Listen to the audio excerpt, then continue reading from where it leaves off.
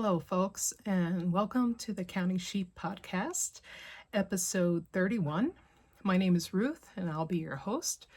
My podcast is about crocheting, knitting, spinning yarn, and my shenanigans that I get up to in and around my small sheep farm here in Vermont. I want to welcome all new listeners and welcome back if you've been with me for a while. It's so good to hear your comment or to read your comments, and also the old like button. That's appreciated as well. A little late coming to the camera. I took another week to kind of sort some things out after my trip back from Shetland. So it just needed a little downtime, and so I'm back. Hope you didn't miss me too much. Anyway, I do have some crocheting, some knitting, and also a little bit of what I've been up to in the spinning realm. So welcome everyone. If you have any questions or if you'd like to share something, please don't hesitate to leave me a comment. And also press the like button. And also, if you would subscribe, if you like what you're seeing, that always helps us YouTubers out quite a bit. So I always start off with crocheting, usually, and that's where I'm going to start today. I have some updates, some progress that I've made on my Janie joggers. And if you're new here, this is a pattern by Courtney Clark of Tinderbox. This is my very well-worn copy of the pattern. She does a nice job of putting the picture on the front page, and that way I'm not giving away any secret sauce when I show it. But yeah, she has a lot of patterns. She's quite a prolific designer, and I just love her patterns. I've made a sweater of hers already, the Laurel Henley, and I have yarn for yet another sweater of her design. However, I thought these were kind of really cool, and these are pants. Never made pants before in my life, except maybe sew pants, but not where you're actually constructing the material of the pants. So that's what these are. They are crochet, and they come with a pocket and another pocket over here, like a cargo pant pocket. So I am doing mine in Jagger Spun Coqueyo. I really don't know how to pronounce that. I should ask somebody. That would probably be helpful. But this is in the Riverwalk colorway. It's 90% superwash wool and 10% silk.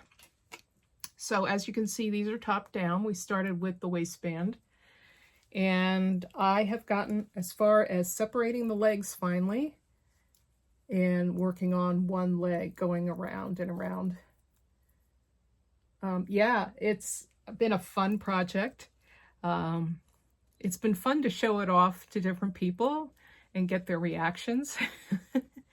I'm doing this on a C-hook. And I'm not quite sure what the millimeter size of that is. It's either a 2.5 or 2.75. And yeah, it's kind of fun. She tells you all the way very explicitly how to do everything. And so I love her patterns, and I can't recommend it highly enough to go on over and see what she's doing. During the summer, she had a new tank top come out, and I believe she has a dress or a couple of dresses. So yeah, fun. Making slow progress on it, but like I said, it's great because now I have fewer stitches to go around on because I'm working the leg. So hopefully that will move along. And I just wanted to show you the yarn. That's it in the cake. So yeah, but it when it crochets up, it's really kind of an interesting pattern to it. So So yeah, that's the Janie Joggers by Courtney Clark of Tinderbox Designs. Yeah. All right. So moving on. So I mentioned before that I was making a amigurumi called Morag. He's a Highland cow. And the actual, I bought a kit for it. And the kit is from Toft, which is a UK designer and company known for the amigurumis. And I haven't made any progress, unfortunately, on Morag, so I haven't got anything here to show for that. It requires you to do the loop stitch fairly frequently.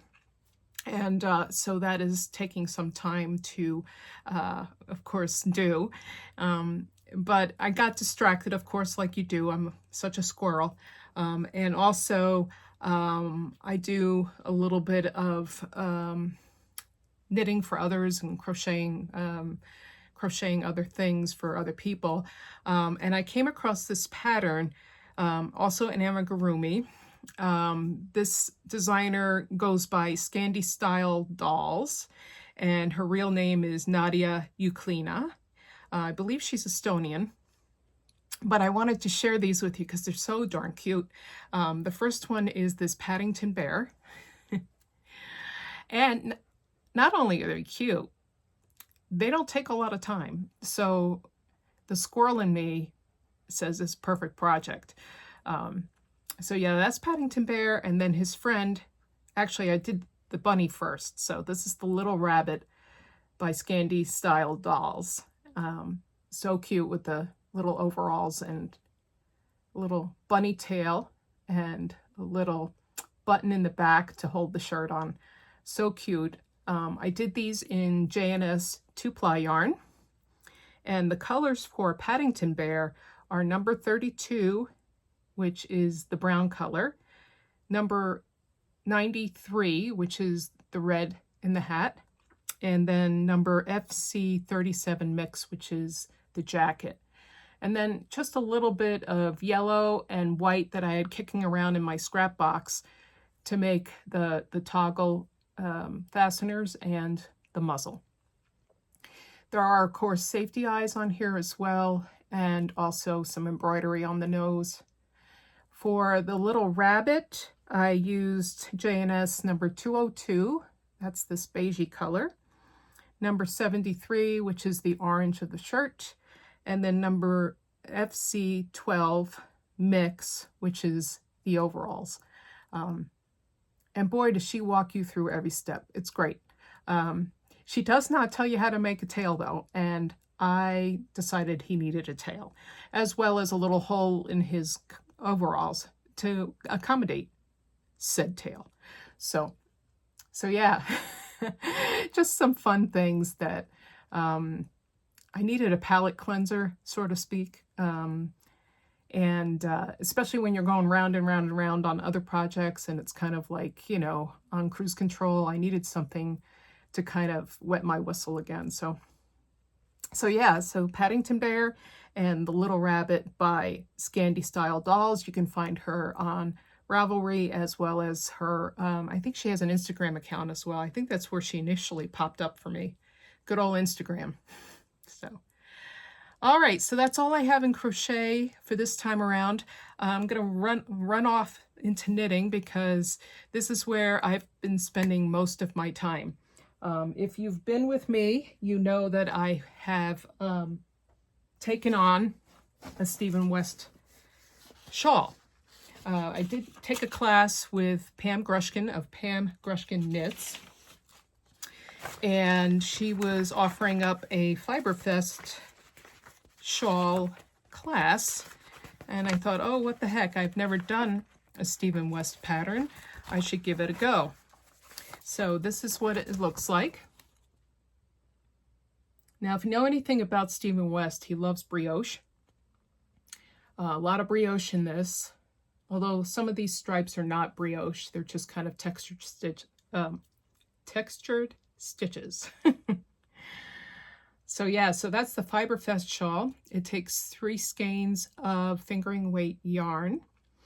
And it's kind of geared towards those special skeins you get at a fiber festival. I have had to rip back twice on this border. Yeah, let me just show you a close-up of the border here. So this is the border section I'm on. And let me tell you, lifelines are your friends. The more, the merrier. Gosh, I was having such a crisis of confidence at some point. I thought this was going to go in the timeout bin, timeout chair or corner. So the first problem that I had was, I think I was getting toward, yeah, I think I was getting, there's 3 repeats here in this section. And I think I was starting the second repeat, and I realized that the placement of the stitches was totally off on one end of the shawl. And I only had 1 lifeline in at the time. So that was kind of disconcerting. I think I mentioned before that there's over 500 stitches per row on this right now. So let me just show you what I'm doing here. First of all, I'll show you my yarns. This is color A, which is Dirty Water Dye Works, Bayberry color. So that's her information there. This has some cashmere in it. It is 80% superwash merino, 10% cashmere, and 10% nylon. So that's the Bayberry colorway. And as you can see, I'm getting down to the wire on that, but I only have 1 more row to go for the green, and then it's done. So I know I have enough. Color B is this lovely color done by Hope Made Yarn Co., which is an indie dyer in New Jersey. This is called Cobblestone.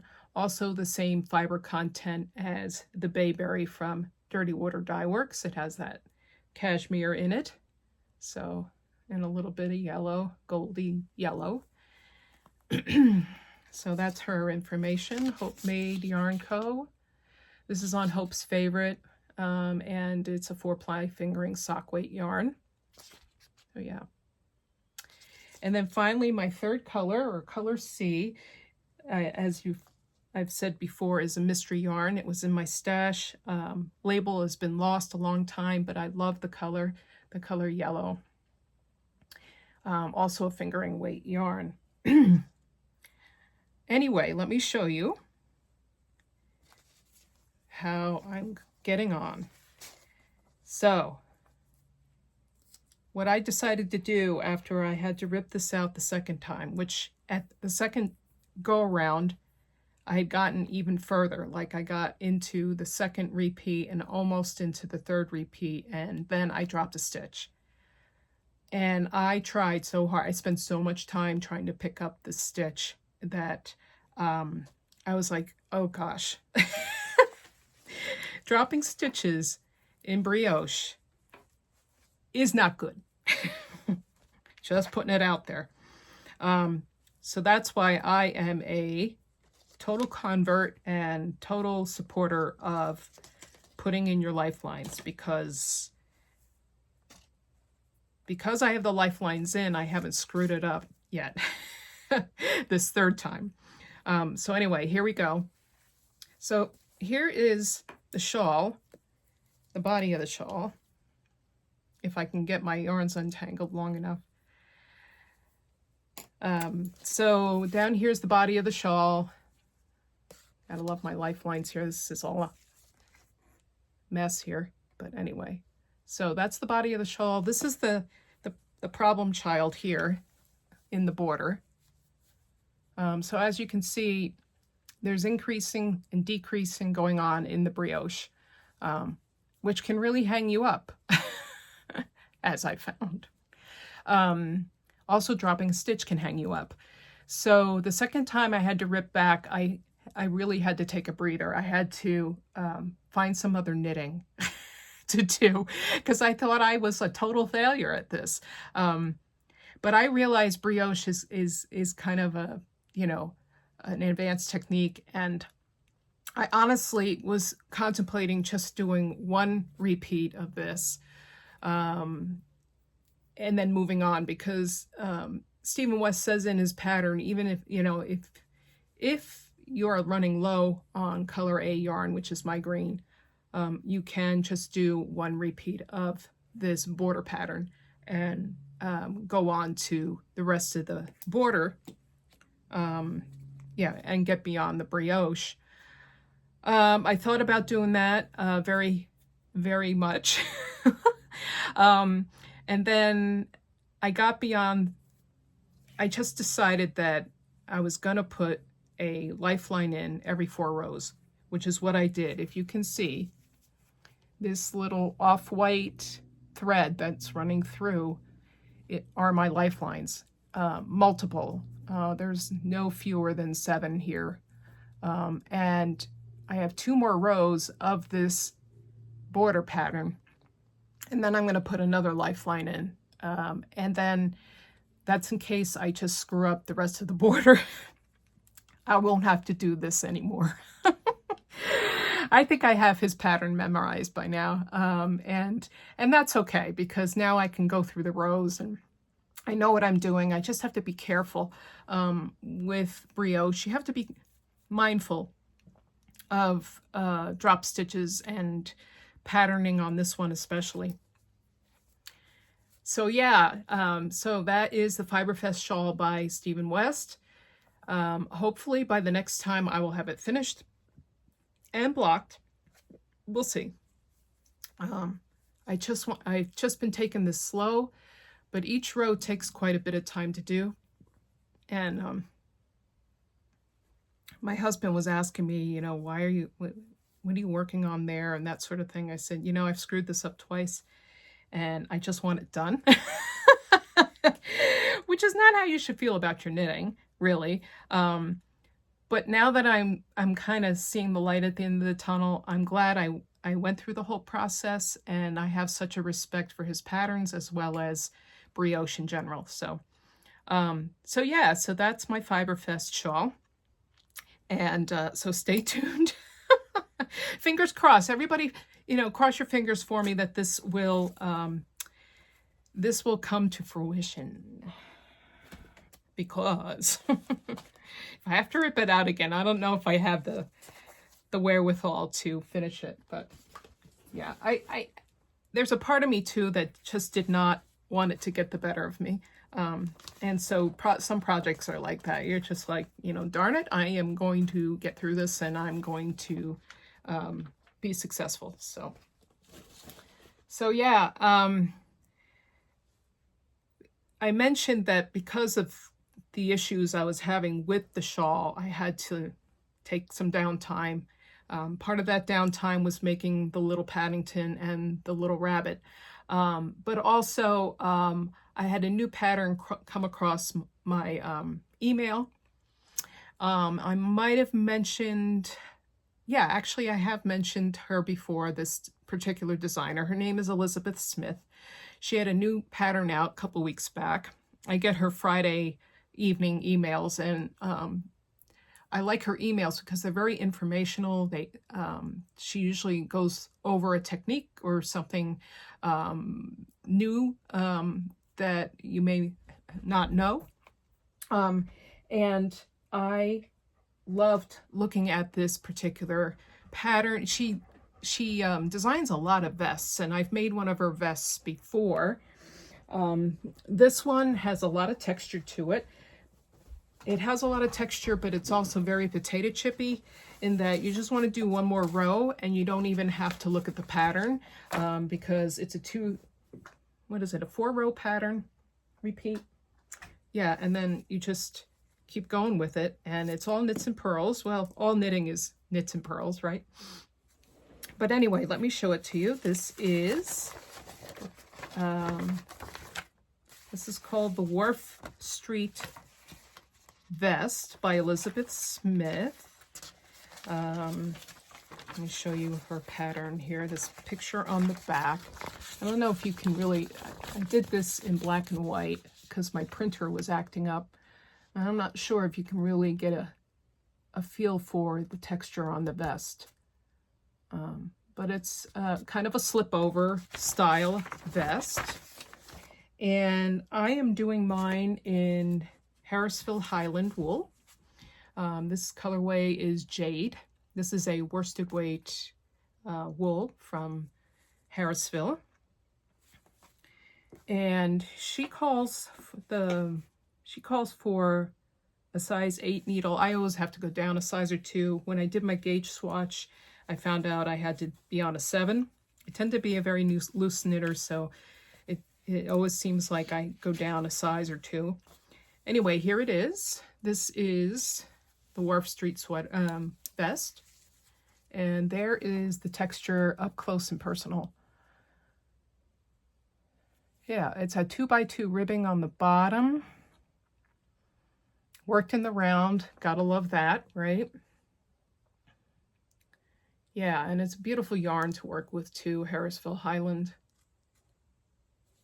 So yeah, every time I had to rip the fiber vest back, I did a couple of rows on this. I started it because I needed something to kind of just calm the nerves, calm the brain. Yeah, and so yeah, it was good to have on hand.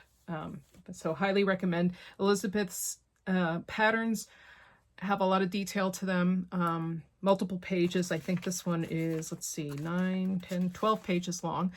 So she puts a lot of hints in. She also has some video tutorials as well. So that's very helpful in case you're stuck on some technique or whatever. So yeah, Wharf Street vest. And then that's it for knitting. I'm going to just move on to show you too what I've been spending a chunk of time on. I acquired a fleece, a lamb's fleece, quite some time ago from a friend of mine, Jen, who is from the Contented Butterfly Farm across town from me. We're good friends, and she had a fleece that I helped her skirt. It's from Arwen's Girl, if you know that, Jen. She, I guess, hadn't named the sheep at the time, so she became just Arwen's Girl. I in love with the kind of brown, chocolate brown color, which is known as Morit among Shetland sheep owners. So I had this fleece, and I did wash it after the skirting, and then I just want to show you what it is in its kind of raw form after it's been washed. And I did take some footage of my process of carding this particular fleece, and I will put that footage in at the end. So in case that's not your jam, you can just kind of, you know, not watch it. So anyway, I do have a drum carder. It's a Fricky Petite drum carder. And what I did was I measured out about an ounce of this fleece, which is so lightweight, you can imagine it's quite a volume. And I put it through the carder, and this is what I got. So very nice brown color. And then what I decided to do is that I had some sari silk roving that I got at a fiber event. And I thought it would be really cool to kind of card some of that into this bat. And it kind of gives it your yarn a tweedy effect. So this is the sari silk that I purchased. And you can see kind of it's pretty, pretty short fibers. Usually silk, when you buy it, it's quite a long fiber. But then I wanted to show you, let's see, I think it fell on the floor. Hold on. I don't think this is going to be my final product or my final bat to spin. I think it probably will need a few more of the sari silk bits in it. But yeah, it's kind of cool the way it kind of shows up in the bat. So the process that I have filmed for you is just taking the fiber up to this stage. I haven't shown you how I add this in, but it's basically taking the bat and putting it through the carder again, and then just laying bits of this fiber down on the bat and allowing the carder to do the blending for you. Yeah, so this has been kind of a fun color challenge for me.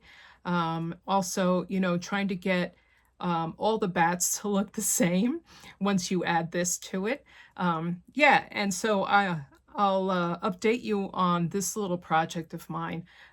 It's kind of something I've been wanting to do for a while, is to make kind of a Tweety bat to spin. So yeah, so that's my spinning.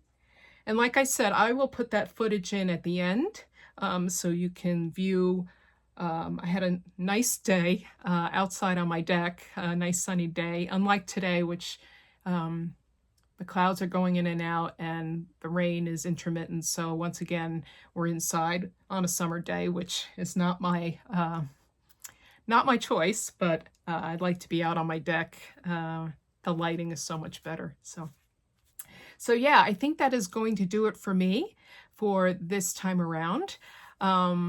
Like I said, if you like what you see, please subscribe for more content, and give me a thumbs up. That would be helpful.